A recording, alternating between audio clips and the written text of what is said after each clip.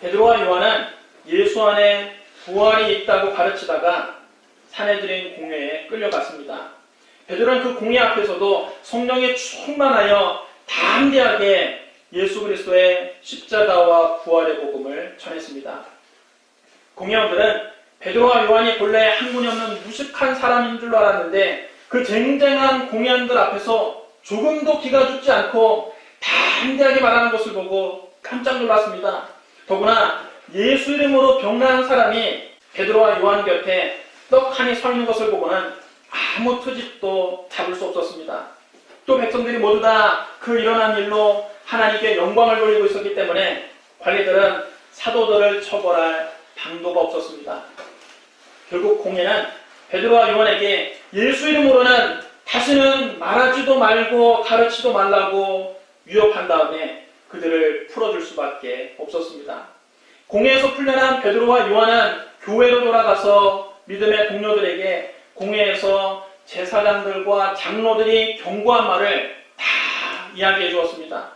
두 사도의 경험담을 들은 성도들은 공회의 위협에도 불구하고 근심하거나 두려워하지 않았습니다. 그들은 오히려 한 마음으로 하나님께 기도했습니다. 초대교회 성도들은 하나님께 소리를 높여 기도했습니다. 하나님의 말씀을 붙잡고 기도했습니다. 담대한 복음 증거를 위해서 기도했습니다. 치유와 표적과 기사를 하나님께 구했습니다. 그들이 빌기를 다함에 모인 곳이 진동하더니 우리가 다 성령에 충만하여 담대하게 하나님의 말씀을 전했습니다. 성령 충만은 단회적인 사건이 아니라 반복적으로 일어나는 일입니다. 이미 사도들은 오순절날 마가의 다락방에서 성령의 충만함을 받았습니다. 그런데 초대교회 성도들이 다시금 한 마음으로 기도할 때 다시금 성령 충만이 그들에게 임했습니다. 이렇게 성령 충만 받은 성도들은 어떤 교회 생활을 했을까요? 그들의 교회 생활은 어땠을까요? 오늘 본문에는 성령 충만한 공동체의 특징이 아주 잘 나타나 있습니다. 성령 충만한 공동체의 특징을 세 가지로 정리해서 말씀드리겠습니다. 첫째로 성령 충만한 공동체는 한 마음과 한 뜻이 됩니다. 사도행전 4장 32절 상반절을 보십시오. 믿는 우리가 한 마음과 한 뜻이 되어. 여러분 따라해주셔야 합니다. 믿는 우리가 한 마음과 한 뜻이 되어. 예수님은 십자가를 지시기 전날 밤 다락방에서 제자들에게 이렇게 말씀하셨습니다. 새 계명을 너희에게 주노니 서로 사랑하라. 내가 너희를 사랑한 것 같이 너희도 서로 사랑하라. 너희가 서로 사랑하면 이로써 모든 사람이 너희가 내 제자인 줄 알리라. 주님이 주신 새 계명은 서로 사랑하라는 겁니다. 주님은 내가 너희를 사랑한 것 같이 너희도 서로 사랑하라고 말씀하셨습니다. 여러분 주님이 우리를 어떻게 사랑하셨습니까? 주님은 우리를 위해서 십자가에서 당신의 몸을 찢고 피를 흘려가면서 우리를 사랑하셨습니다. 우리도 그렇게 사랑하라는 겁니다. 또 주님은 말씀하셨습니다. 내 계명은 곧 내가 너희를 사랑한 것 같이 너희도 서로 사랑하라는 이것입니다. 사람이 친구를 위하여 자기 목숨을 버리면 이보다 더 큰 사랑이 없나니 너희는 내가 명하는 대로 행하면 곧 나의 친구라. 주님이 우리를 위해서 당신의 목숨을 버리신 것처럼 우리도 서로를 위해서 자기의 목숨까지 내놓는 사랑을 하라고 말씀하셨습니다. 여러분 이런 사랑이 과연 가능합니까? 인간의 힘으로는 불가능합니다. 그래서 예수님은 아버지 하나님께 이렇게 기도하셨습니다. 아버지여, 아버지께서 내 안에 내가 아버지 안에 있는 것 같이 그들도 다 하나가 되어 우리 안에 있게 하사 세상으로 아버지께서 나를 보내신 것을 믿게 하옵소서. 내게 주신 영광을 내가 그들에게 주었사오니 이는 우리가 하나 된 것 같이 그들도 하나가 되게 하려 함이니이다. 인간의 힘으로는 하나 되는 것이 불가능합니다. 인간의 힘으로는 예수님처럼 목숨을 걸고 사랑하는 것이 불가능합니다. 그러기에 예수님은 아버지 하나님께 그들도 하나가 되어 마치 아버지가 아들을 사랑하고 아들이 아버지를 사랑하는 것처럼 사랑하게 해달라고 기도하신 것입니다. 그때까지 제자들은 하나가 되지 못했습니다. 그들은 3년 동안이나 예수님을 따라다니며 제자 훈련을 받았지만 서로 사랑하지도 않았고 하나가 되지도 못했습니다. 그들은 서로 큰 자가 되겠다고 싸우고 서로 으뜸이 되겠다고 다퉜습니다. 한 번은 야고보와 요한의 어머니가 그 아들을 데리고 예수님께 와서 절하며 청탁했습니다. 나의 두 아들을 주의 나라에서 하나는 주의 우편에 하나는 주의 좌편에 앉게 명하소서. 이 말이 무슨 뜻입니까? 이제 곧 예수님의 나라가 올 텐데 예수님이 정권을 잡고 예수님이 임금이 되시면 하나는 좌의정에 하나는 우의정에 앉게 달라는 말입니다. 그때 예수님은 십자가를 지기 위해서 예루살렘에 올라가시는 길이었습니다. 사람들은 예수님이 정권을 잡기 위해서 저 로마 군대를 몰아내고 예루살렘에 메시아 왕국을 세기 위해서 올라간다고 생각했는데 사실은 예수님은 십자가를 짊어지기 위해 예루살렘에 가시는 길이었습니다. 이 와중에 인사청탁을 받은 주님은 이렇게 말씀하셨습니다. 너희는 너희가 구하는 것을 알지 못하는도다. 내가 마시는 잔을 너희가 마실 수 있겠느냐. 내가 지금 십자가를 짊어지고 예루살렘에 가는데 너희가 내가 마시는 그 고난의 잔을 너희가 마실 수가 있겠느냐. 야고보와 요한은 아무것도 모른 채 호기롭게 대답했습니다. 할 수 있습니다. 주님은 그들에게 말씀하셨습니다. 너희가 과연 내 잔을 마시려니와 내 좌우편에 앉는 것은 내가 주는 것이 아니라 내 아버지께서 누구를 위하여 예비하셨던지 그들이 얻을 것이니라. 나중에 열제자가 이 소식을 듣고는 노발대발했습니다. 그 두 형제에게 화를 냈습니다. 어떻게 너희가 좌의정 우의정이 될 수 있느냐. 내가 너희보다 더 공이 크지 않느냐. 서로 다투었습니다. 그 모습을 보시고 예수님이 제자들을 다 불러다가 가까이 앉히시고 이렇게 말씀하셨습니다. 이방인의 집권자들이 그들을 임의로 주관하고 그 고관들이 그들에게 권세를 부린 줄을 너희가 알거니와 너희 중에는 그렇지 않아야 하나니 너희 중에 누구든지 크고자 하는 자는 너희를 섬기는 자가 되고 너희 중에 누구든지 으뜸이 되고자 하는 자는 너희의 종이 되어야 하리라. 인자가 온 것은 섬김을 받으려 함이 아니라 도리어 섬기려 하고 자기 목숨을 많은 사람의 대속물로 주려 함이니라. 예수님께서 이렇게까지 말씀하셨어도 제자들은 깨닫지 못했습니다. 그들은 여전히 서로를 사랑하지 않았고 여전히 하나가 되지 못했습니다. 그러면 제자들이 언제 하나가 됐을까요? 그들이 성령의 충만함을 받고 난 다음에야 비로소 하나가 됐습니다. 사도행전 4장 31절부터 32절 말씀을 보십시오. 빌기를 다 하매 모인 곳이 진동하더니 우리가 다 성령에 충만하여 담대히 하나님의 말씀을 전하니라. 믿는 우리가 한 마음과 한 뜻이 되어. 여러분, 믿는 우리가 언제 한 마음과 한 뜻이 되었습니까? 우리가 다 성령에 충만해질 때 그들은 한 마음과 한 뜻이 된 것입니다. 성령 충만해야 한 마음 한 뜻이 될 수 있습니다. 성령이 없이는 서로 사랑하지도 못하고 하나 되지도 못합니다. 교회를 하나 되게 하시는 분은 성령님이십니다. 에베소서 4장 3절에 성령이 하나 되게 하신 것을 힘써 지키라고 됐습니다. 성령의 교회를 하나 되게 하십니다. 그러므로 성령 충만한 공동체의 특징은 한 마음 한 뜻입니다. 여러분, 우리 아가페 교회가 언제나 성령에 충만하여 한 마음 한 뜻이 되는 교회가 되기를 주님의 이름으로 축원합니다. 네. 둘째로 성령 충만한 공동체는 주 예수의 부활을 증언합니다. 우리 사도행전 4장 33절을 함께 읽겠습니다. 33절 말씀 우리 같이 읽겠습니다. 사도들이 큰 권능으로 주 예수의 부활을 증언하니 우리가 큰 은혜를 받아. 성령 충만한 사도들은 큰 권능으로 주 예수의 부활의 복음을 선포했습니다.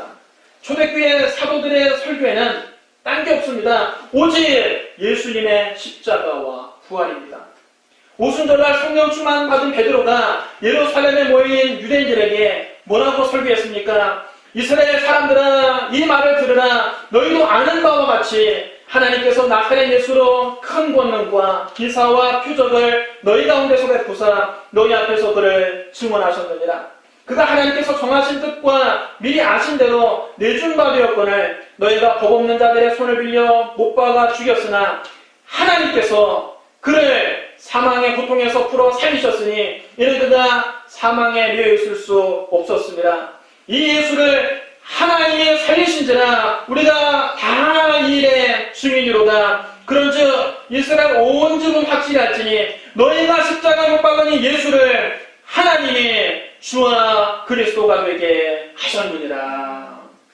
이게 여러분 예루살렘에서 오순절날 베드로가 한 설교입니다. 베드로는 오직 예수 그리스도의 십자가와 부활만 증언했습니다.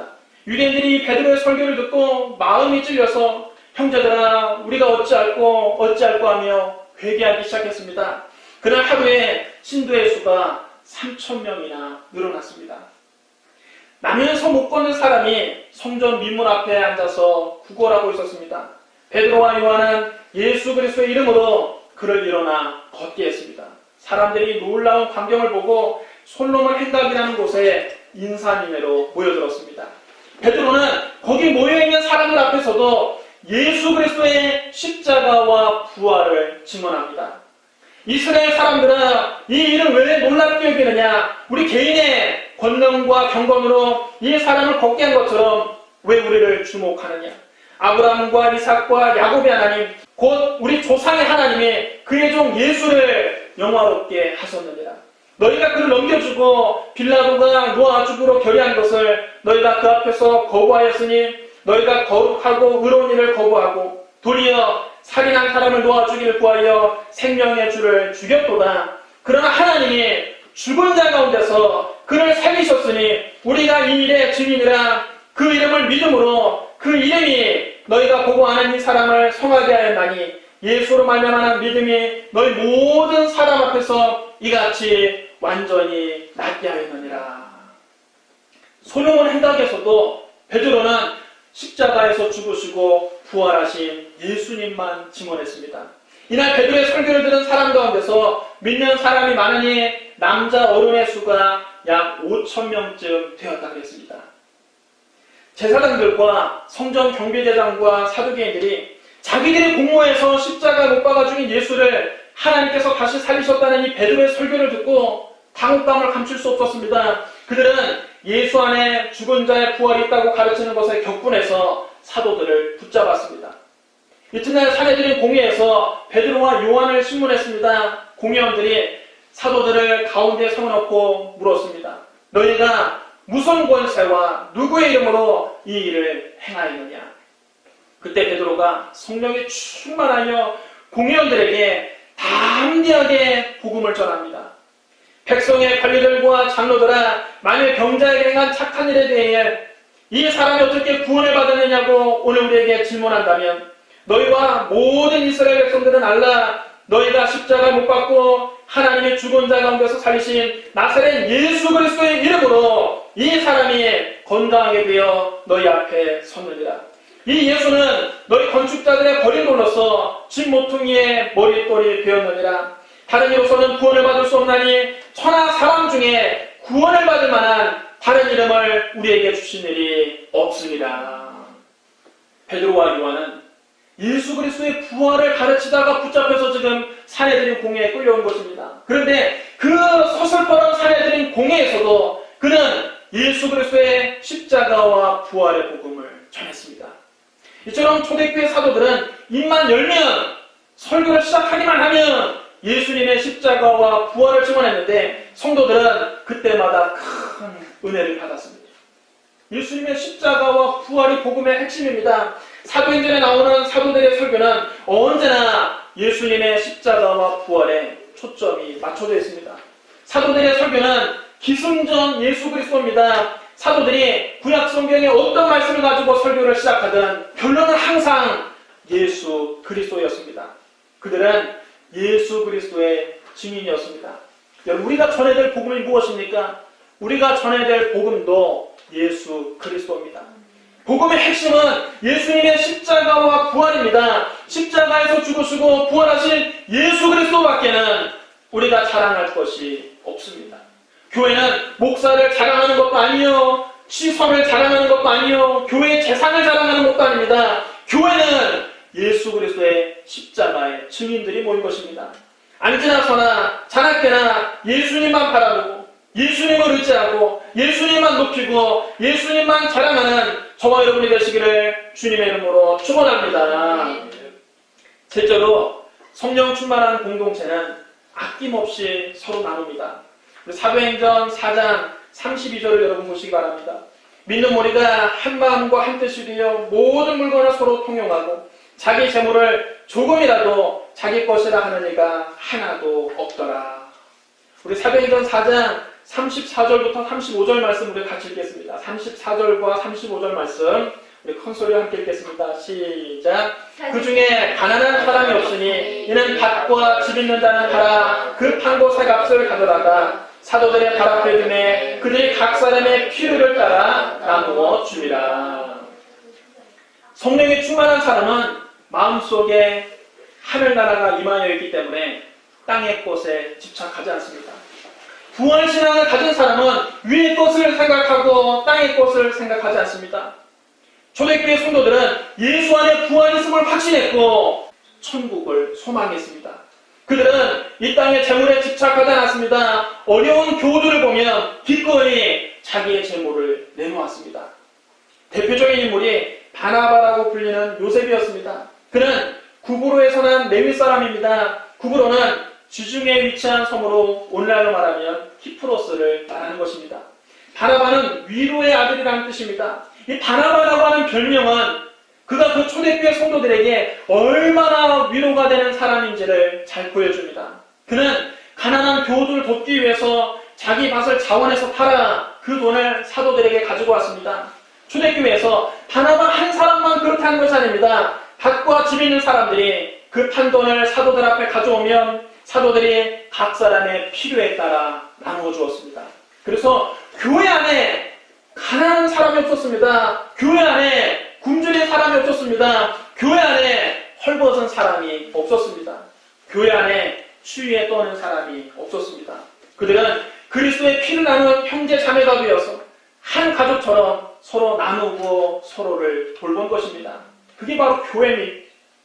사도들이 밭과 집 있는 사람들은 그것을 다 팔아서 돈을 가져오라고 억지로 시킨 것이 아닙니다. 그들이 교회에서 큰 은혜를 받고 난 다음 자발적으로 밭과 집을 팔아서 가난한 사람들과 나눈 것입니다. 바로 이 점이 여러분 기독교가 공산주의와 다른 점입니다.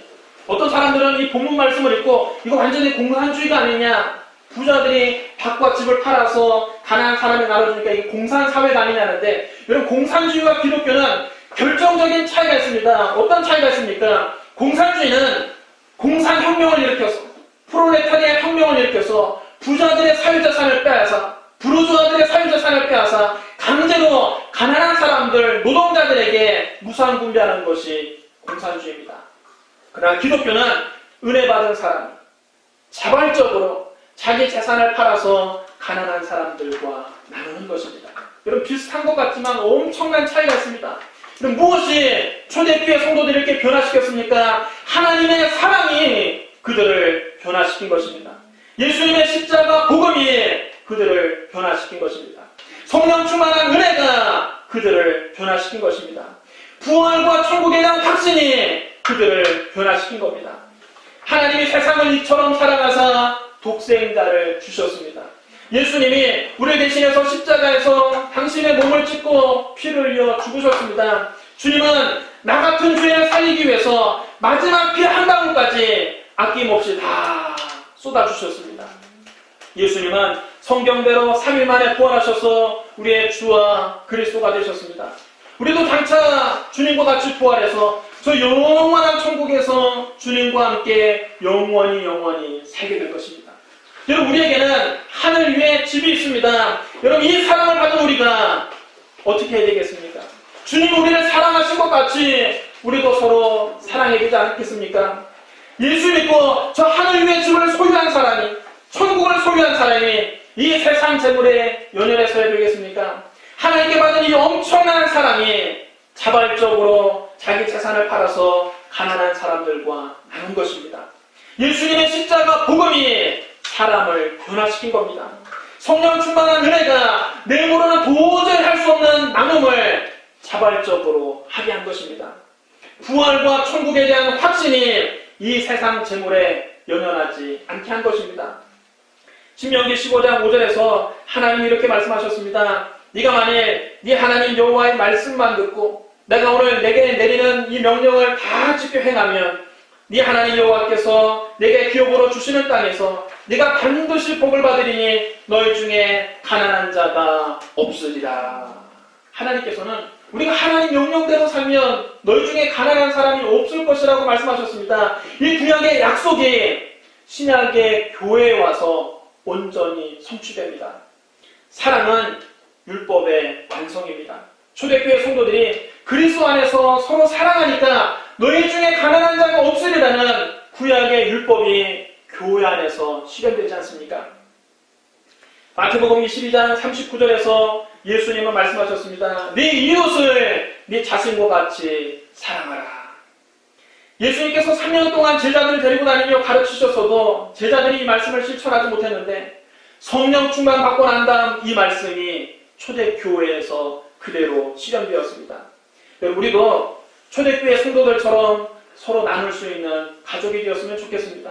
정말 도움이 필요한 사람에게, 정말 어려움 당한 성도에게 조금 여유 있는 사람이 자기 것을 쪼개어 나눠줄 수 있다면 얼마나 따뜻한 교회가 되겠습니까? 여러분, 우리 교회 안에 가난한 사람이 없어야 합니다. 우리 교회 안에 굶주린 사람이 있다면 우리가 쌀이라도 나눠야 하지 않겠습니까?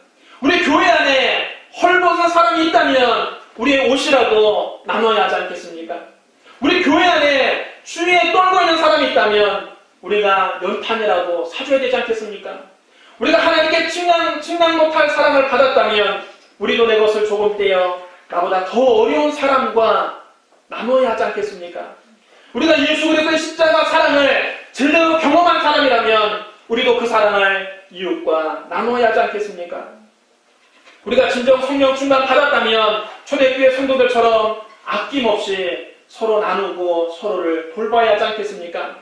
우리가 부활과 영생과 천국을 확신한다면 이 세상 재물에 연연할 필요가 없지 않습니까? 우리는 그리스도의 피를 나눈 가족입니다. 피를 나눈 가족으로서 아낌없이 서로 나누는 아가페 가족이 되시기를 주님의 이름으로 축원합니다. 사랑하는 성도 여러분, 성령 충만한 공동체는 한 마음과 한 뜻이 됩니다. 성령 충만한 공동체는 주 예수의 부활을 증언합니다. 성령 충만한 공동체는 아낌없이 서로 나눕니다. 우리 교회가 이런 공동체가 되기를 주님의 이름으로 축복합니다. 우리 기도하겠습니다. 사랑과 은혜가 풍성하신 하나님 아버지, 우리가 예수님 안에 하나가 되게 하여 주시옵소서. 그리스도의 십자가 복음으로 하나가 되게 하여 주시옵소서. 예수님의 피를 나눈 형제여 자매로서 한 가족처럼 살게 하여 주시옵소서. 예수님 이름으로 감사하며 기도드리옵나이다.